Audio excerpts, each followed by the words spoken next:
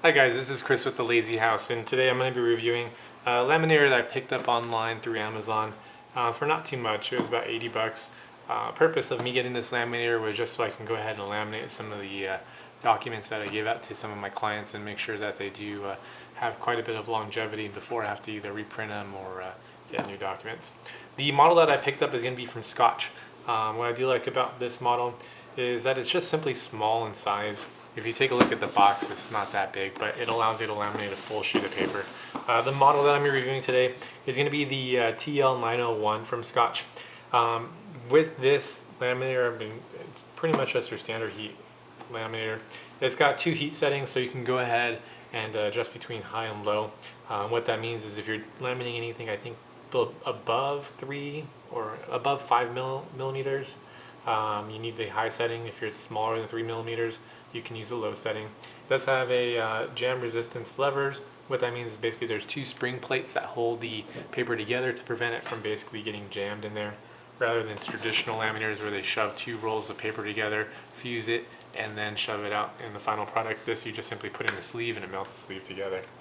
What's included inside the starter kit is two laminating pouches for the 9 by 11.5, basically a full sheet of paper, the laminator itself, and some instruction manuals. If we take a look at the back, it does come not with any kind of kits to get started with, but if you take a look at it, you can buy several different types of pouches or kits that you can use. Anything from like small business cards all the way up to full sheets of paper. They're pretty cheap. I mean, I found them online for about $5 to $10 for packages of 20 to 50. So you're talking about maybe 10 cents a lamination. I think that's a pretty good price to pay to ensuring that your documents or whatever you are laminating is going to have a good long lifespan. Let's go and get this thing opened up. Once we do open up the box, we'll find the laminator is very well placed inside, making sure that it's not going to get damaged during shipping. Let's go and open this up. We got your standard packaging on the side. Let's throw this aside. We have the back plate. We have the instruction manuals that no one reads. If you do read them, great, more power to you, but I don't really need to read them, so I'm going to put them aside. And then we do have the laminator itself.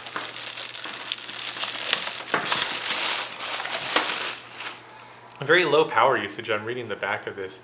It's only going to be using 3 amps, so that's going to be roughly about 250 watts, so kind of like leaving 2 or 3 light bulbs on. But you can see the unit is pretty small, compact. It assembles together quite easily. We just simply place the back plate on, and there you go. Plug it in and you're good. It's got those two switches that I was talking about earlier, the high-low temperature switch, the on-off switch, and also the release lever, so should something ever get jammed in there, which I don't see why it would, you can pull it up and then manually pull your document out. The back of it does have 4 simple mounting feet or rubber feet, so it doesn't slide around on your desk while you're using it. One thing I just noticed, which is pretty awesome, is it does have a rack in here, so you can actually make sure your documents are nice and center before you shove them in. So I assume you just line it up, and then there you go. For today, I did actually go ahead and purchase some laminating sheets, but I'll use the ones that are included.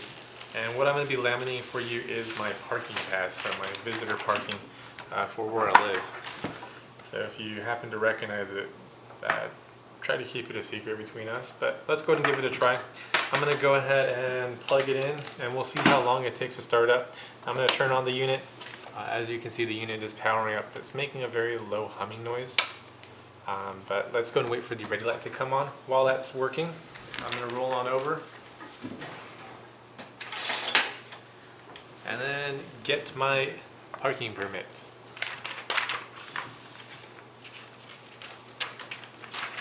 I'm going to go ahead and shove this inside the folder or pouch, whatever you want to call this thing. And we're just going to wait. While we're waiting, I guess I'll open up the owner's manual and then tell you ready time about 3 to 5 or 5 to 8 minutes. Overall product weight 3.5 pounds, not too bad. In terms of power consumption, I was right, it's 258 watts that it does draw, so it's not that much of a power draw if you're concerned about things like that. What you can do is you can purchase these kits. I'll go over them while it's waiting to heat up. You can purchase anywhere between 4x6, you can do 3x5, you can do 5x7. You can also get business card laminates, they come in 20 packs. You can also buy thermal pouches for IDs, I guess if you have any kind of ID that you want to laminate. You can do 8.5x11, which is what I'm using right now, 3mm, and you can also do 8.5x11, the 5mm pack. Let's see. If you wanted to read the instructions, very simply, what you're going to do is you're going to take the item that you are laminating, so I'm going to be laminating my parking permit.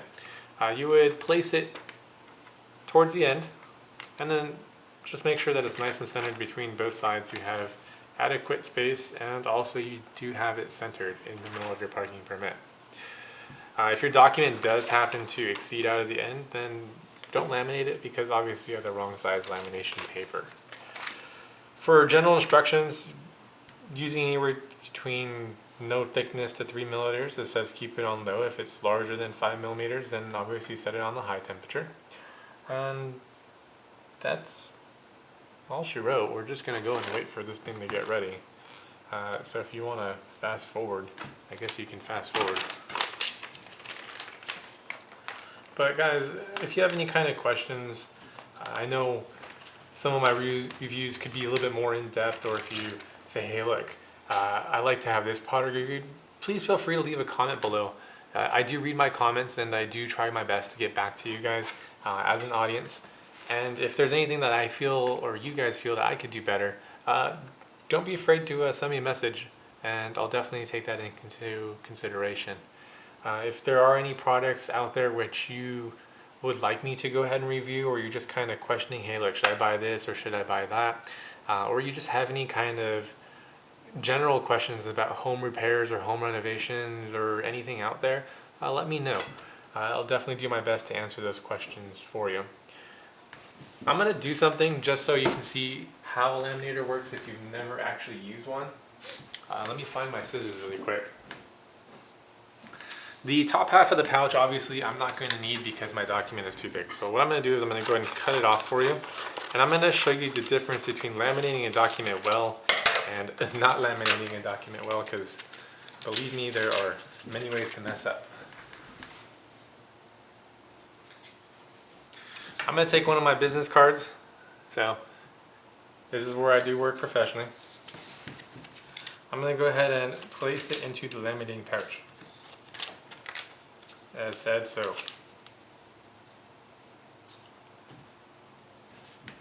You know, I'm going to take two different types of business cards to show you.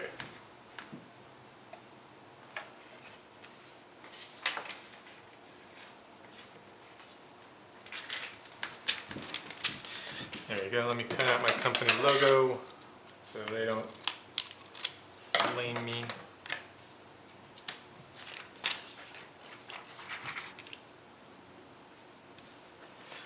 So here we go. Very simply, we're going to line up the two laminating sheets, stick it in there, and don't even need to pull it. It's just going to go ahead and manually feed it. The first business card that I did was going to be a paper format card. This is going to be the kind that you find everywhere. Second one is going to be my other business that I operate, which is going to be a laminated high velocity type business card. You can see it's coming out pretty quick. When you do laminate something and you don't put it at the right temperature, or the temperature is too low, or the temperature is too high, you're going to notice a couple things that would happen. With this one, the temperature quite hasn't warmed up all the way yet, and I don't know if you can see this or not, but if you take a look carefully, let me go ahead and fix this in for you. At the edges, you'll notice that there's this white gap. What that is actually the adhesion, or the adherence, hasn't fully adhered. So you're going to notice that your lamination is not going to be crisp. So there you go. So there's a little air bubble right here that runs along the side. What's going to happen is over time the card is going to come loose, it's going to come out, and then you'll be able to actually just pull apart the lamination. And let me give you a brief demo. If you were to cut this open like this, because it didn't have a chance to go all the way through the paper, let me fix this for you.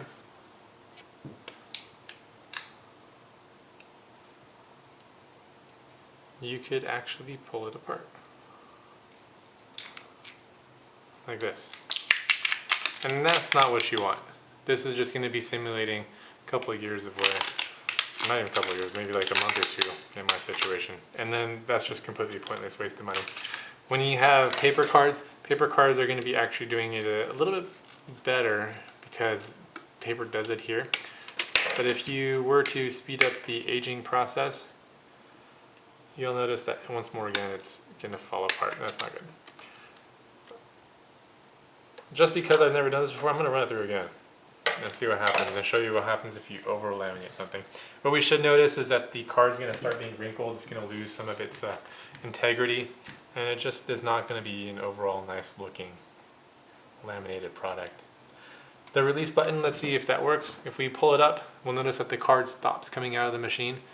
So it's effectively doing its job in terms of allowing it to come through. So if we release it, it's going to come through again. This card, ouch, is hot. And it's because it's been over laminated. Anyways, I'm going to go ahead and do exactly what I said not to do. And that is to run my parking permit through the machine. This one I do want to make sure is done well. So I've already lined up the guides on the side, making sure that it is going to be properly running through the machine straight. Line it up, and we're going to go ahead and stick it through.